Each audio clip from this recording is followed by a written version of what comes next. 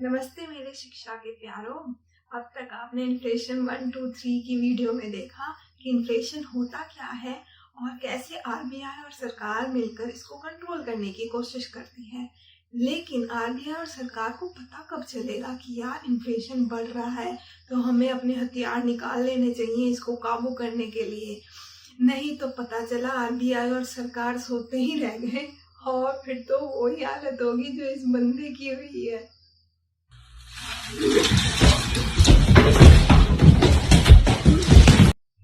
महंगाई नापने के लिए चलते हैं शॉपिंग करने।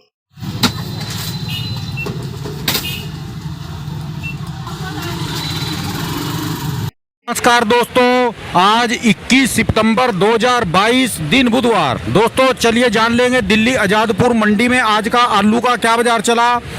दोस्तों आपकी जानकारी के लिए बता दूं, इसमें 50 किलो वजन होता है। आलू का जो रेट चलता है 50 किलो का, प्याज का जो रेट चलता है 40 किलो का। हम लोग सामान खरीदने जाते हैं शॉपकीपर के पास, वही शॉपकीपर कहाँ सामान खरीदने जाता है, वो जाता है होलसेल मार्केट में, यहाँ पर 50 किलो की आलू की बोरी का दाम लग रहा था। अब वो होलसेल मार्केट यानी जहाँ पर बहुत ज्यादा क्वांटिटी में चीजें थोड़ी कम दामों में मिल रही है, होलसेल, उस मार्केट में जाके 50 किलो आलू की बोरी खरीद के लाके जरूरत के हिसाब से अपनी शॉप में रखता रहेगा और एक अलग दाम पर हम लोगों को देगा। तो यानी होलसेल में आप प्राइसेस नापेंगे कि इस महीने आलू के दाम इतने थे, नेक्स्ट महीने इतने हैं, तो आपको पता चलेगा कि महंगाई क्या रंग दिखा रही है। और वहीं कंज्यूमर लेवल पर आप अगेन ऐसा ही सेम तरीके से चीजों को नापेंगे। तो इस तरीके से ही सरकार जो है महंगाई को नापती है। वो 3 टूल्स यूज करती है mainly. CPI, consumer price index, जो कि हम लोग के लेवल पर महंगाई नापता है, यानी जो हम लोग सामान शॉपकीपर से जिस रेट पर ला रहे हैं। दूसरा है होलसेल प्राइस इंडेक्स, वो उस रेट पर नापेगा जिस रेट पर शॉपकीपर होलसेल मार्केट से सामान खरीद कर ला रहा है। और तीसरा है जीडीपी डिफ्लेटर।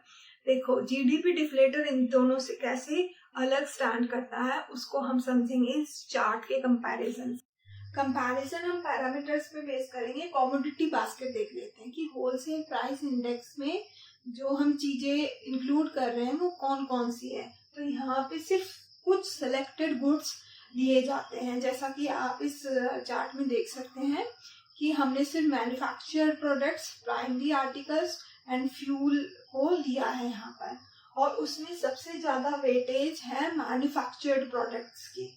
सेकेंड है कंज्यूमर प्राइस इंडेक्स, जैसा कि आप इस चार्ट में देख सकते हैं कि हम लोग जो है गुड्स के अलावा सर्विसेज भी यूज करते हैं, एजुकेशन, हेल्थ, टूरिज्म, तो इसलिए सीपीआई में गुड्स के साथ साथ सर्विसेज भी इंक्लूडेड है।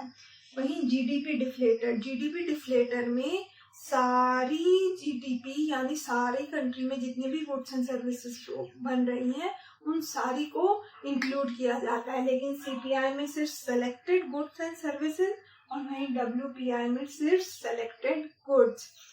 अब सीपीआई में सबसे ज्यादा वेटेज दिया गया है फूड एंड बेवरेजेस को। नेक्स्ट ये किसके द्वारा पब्लिश होते हैं, देखो ये बहुत इंपॉर्टेंट क्वेश्चन है यूपीएससी प्रीलिम्स के लिए, इसमें काफी क्वेश्चंस पूछे गए हैं। तो डब्ल्यूपीआई पब्लिश किया जाता है department of industrial policy and promotion, जो कि ministry of commerce and industry के तहत आता है। सीपीआई सेंट्रल स्टैटिस्टिकल ऑफिस, जो कि ministry of statistics and programme implementation के तहत आता है। सिमिलरली जीडीपी डिफ्लेटर भी सीएसओ द्वारा पब्लिश किया जाता है, क्योंकि ये लोग जीडीपी कैलकुलेट करते हैं तो जीडीपी डिफ्लेटर भी यही लोग कैलकुलेट करेंगे। ये जो है ये मंथली पब्लिश होता है डब्ल्यूपीआई और सीपीआई, और जीडीपी डिफ्लेटर जो है वो क्वार्टरली पब्लिश होता है हर 3 महीने में। इस पे साल भर में 4 बार पब्लिश होगा। अब बेस ईयर यानी किस ईयर को हम बेस मान के चल रहे हैं कि उस ईयर से कितनी महंगाई बढ़ रही है। अब डब्ल्यूपीआई में है 2011-12, सीपीआई 2012, जीडीपी डिफ्लेटर 2011-12। अब इन्हीं इंडेक्स पे बेस्ड बहुत सारे अलग अलग टाइप्स के इंडेक्स ड्राइव होते हैं, उनको समझ लेते हैं। WPI में से ही WPI फूड इंडेक्स निकलता है जिसमें सिर्फ फूड प्रोडक्ट्स इंक्लूडेड होते हैं। उसको सिमिलरली DIPP ही पब्लिश करेगा और बेस ईयर भी उसको WPI ही कई जैसा ही रहेगा। CPI में डिफरेंट टाइप्स इंक्लूडेड है। CPI for industrial worker, for agriculture labourer, for rural labourer, और इनको पब्लिश करता है तीनों को लेबर ब्यूरो। अब CPI इंडस्ट्रियल वर्कर का रिसेंटली बेस ईयर जो है वो 2001-2 से 2016 कर दिया गया है, और एग्रीकल्चर और रूरल लेबर का 1986-87 ही है। अब लास्ट है CPI कंबाइंड। CPI कंबाइंड होता है अर्बन में जो CPI है और रूरल एरिया में जो CPI है, उन दोनों को मिला लो तो CPI कंबाइंड आता है, जिसका बेस ईयर CPI के जैसे ही 2012 है। वहीं एक अलग से RBI हाउसिंग प्राइस इंडेक्स निकालता है, जिसका जैसे आप लोग देखते हो कि जगह ही जगह घर ही घर बने पड़े हैं, घर ही घर, इतनी बड़ी बड़ी बिल्डिंग है, तो कहीं ना कहीं हाउसिंग की रिक्वायरमेंट बहुत ज्यादा हो गई है। पहले तो 10-10 लोग एक घर में रह लेते थे, अब तो एक भी अलग घर बना के रहता है। तो इसलिए हाउसिंग की डिमांड बढ़ने की वजह से RBI इसका अलग से इंडेक्स निकाल रहा है विद बेस ईयर 2010-11, और ये मेजरली 10 सिटीज में कैलकुलेट किया जाता है। जैसा कि ये आर्टिकल बता रहा है कि हाउस खरीदना अब महंगा हो गया है। रियल टाइम एनालिसिस कर लेते हैं कि इनकी इंडेक्स की वैल्यू फिलहाल क्या चल रही है। इसमें देखिए होलसेल प्राइस इंडेक्स हमारा अराउंड 12.37 चल रहा है, यानी वो धीरे धीरे अब घटने लगा है। और वहीं CPI जो है अराउंड 6% चल रहा है। जब वो 7.795 हो गया था अप्रैल में, तो उसके बाद ही RBI ने जो थे रेपो रेट, बैंक रेट सब बढ़ाना शुरू कर दिया था। और GDP डिफ्लेटर जो है 11.6 के करीब चल रहा है। देखो, अब तक हमने देखा कि महंगाई को कैसे नापा जा रहा है और उनकी रियल टाइम वैल्यूज फिलहाल क्या चल रही हैं, लेकिन इन तीनों में से सबसे बढ़िया महंगाई कौन नापता है, वो है GDP डिफ्लेटर, क्योंकि ये सारे गुड्स एंड सर्विसेज को इंक्लूड कर रहा है। वहीं यदि GDP डिफ्लेटर सबसे बढ़िया है महंगाई नापने में, तो ये सरकार के द्वारा एक उर्जित पटेल कमेटी ने बताया कि हमें CPI कंबाइंड यूज करना चाहिए इन्फ्लेशन टारगेटिंग के लिए। और फिलहाल सरकार CPI कंबाइंड से ही पता लगाती है कि इन्फ्लेशन बढ़ रहा है और हमें अपने हथियार निकाल के इसको काबू में कर लेना चाहिए। तो क्यों GDP डिफ्लेटर यूज नहीं हो रहा है, इस चार्ट से समझिए। देखो, इस चार्ट में आप देख सकते हैं कि GDP जो है सिर्फ साल में 4 बार कैलकुलेट होती है, 3 महीने में 1 बार। तो ऐसे ही GDP डिफ्लेटर भी सिर्फ 3 महीने में 1 बार कैलकुलेट होगा। वहीं CPI WPI हर महीने कैलकुलेट होते हैं, तो इसलिए आप 3 महीने का गैप नहीं ले सकते। पता चला आप सोते ही रह गए और महंगाई का पानी तो सिर के ऊपर से चला गया, वो नहीं होना चाहिए। तो मंथली बेसिस पे CPI कैलकुलेट होता है, पहला रीजन ये है। दूसरा रीजन ये है कि CPI जो है कंज्यूमर से रिलेटेड सेंटिमेंट्स को कैप्चर कर रहा है।